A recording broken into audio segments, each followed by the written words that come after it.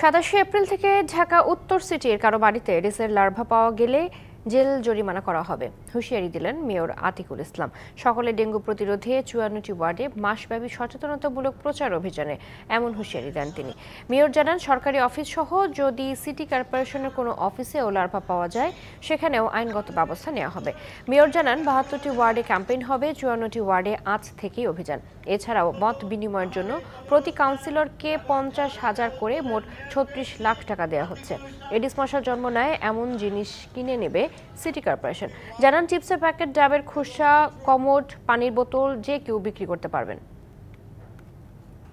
আগামী 27 তারিখ থেকে, অর্থাৎ আজকে 22 তারিখ, 23, 24, 25, 26 4 দিনে যেই বাড়িতে লার্ভা পাবো কোনো ফাইন হবে না।